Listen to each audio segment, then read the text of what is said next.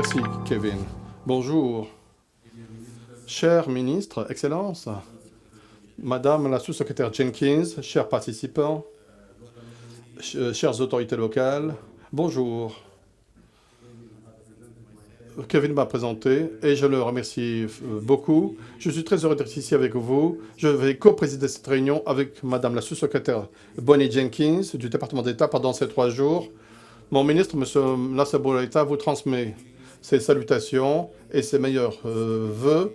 Il était prévu qu'il soit avec nous ce matin, M. Boleta, mais en raison de conflits dans son agenda, il va s'adresser à cette réunion avec des remarques introductives que vous allez voir très bientôt affichées. Et je vous souhaite des discussions fructueuses pendant ces prochains jours. Merci. Mesdames et messieurs,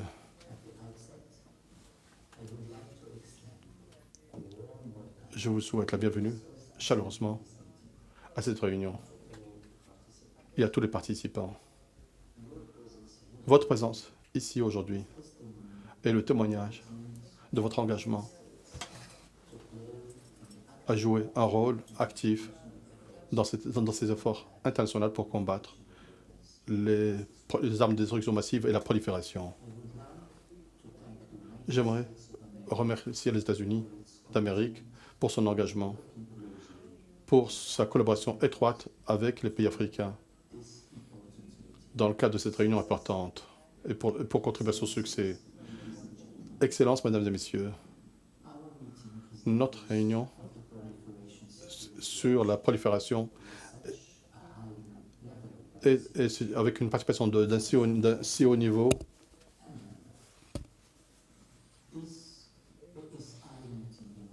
cette réunion à Marrakech est motivée par l'engagement fort des États africains à participer à tous les efforts de lutte contre la prolifération.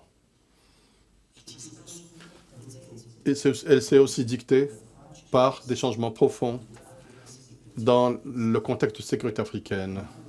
À mon avis, quatre tendances majeures vont façonner l'avenir de la sécurité sur le continent africain. Et par conséquent, notre réponse collective à ces défis collectifs. Première chose, l'accroissement des échanges commerciaux entre l'Afrique et le reste du monde et l'établissement de la zone de libre-échange africaine, la ZLECAf, qui aura un impact sur les menaces de sécurité NRBC. Et bien que l'Afrique ne représente que 0,7% du commerce mondial, l'Afrique représente 7% du transport maritime mondial et elle a un littoral de 30 000 km. Ce littoral africain, c'est l'une des principales sources de vulnérabilité par rapport aux tendances en matière de vulnérabilité. Deuxièmement, il y a une forte preuve qu'il y a des alliances entre les terroristes et les groupes séparatistes et les organisations criminelles sur notre continent. Troisièmement, le manque de coopération régionale ou sous-régionale continue d'affecter la capacité du continent à faire face aux menaces de sécurité transfrontalière en l'absence de volonté politique générale pour changer cet état de choses. Quatrièmement, les acteurs externes continuent de perturber la sécurité du continent et l'environnement continental en diffusant des armes et des technologies à bas coût à travers leurs agents et leurs intermédiaires. Ces conditions conduisent à la prolifération des AMD dans le contexte des lacunes en matière de coordination transfrontalière et le manque de réglementation et les faiblesses des capacités nationales. Cependant, depuis trop longtemps, nous avons ignoré ces faits, ces réalités, comme étant de simples théories trop exagérées. Et nous avons oublié d'agir sur le continent pour mettre ceci en phase avec les stratégies internationales en la matière. Excellences, Mesdames et Messieurs, en phase avec la vision suprême de Sa Majesté le roi Mohamed VI, le Maroc a toujours défendu la coopération multilatérale comme étant le cadre le plus approprié pour la coordination des efforts internationaux pour combattre la prolifération des AMD. L'engagement fort du Royaume en la matière a débouché sur son accession à presque toutes les conventions internationales en matière de désarmement et de non-prolifération. Le Maroc a en outre fourni toujours un soutien constant aux initiatives internationales en la matière. Les principaux atouts de l'initiative PSI, c'est sa flexibilité, c'est la coopération et la nature orientée résultat. L'expérience du Maroc a démontré la pertinence de l'initiative en termes de coordination interministérielle afin de répondre aux défis de la non-prolifération.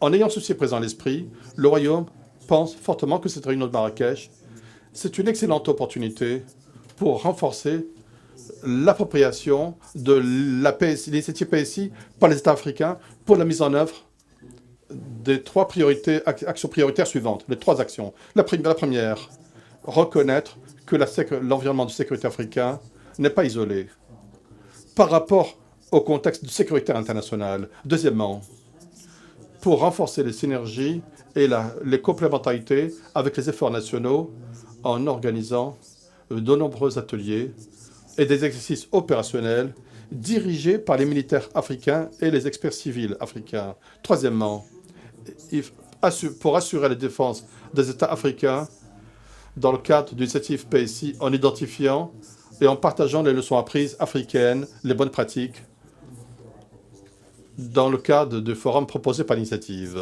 Excellences, Mesdames et Messieurs, la présence forte de l'Afrique au sein de l'initiative PSI, c'est une initiative encourageante. Nous ne devons pas perdre cet élan pour faire en sorte que la PSI soit une plateforme pour l'action par et pour les États africains.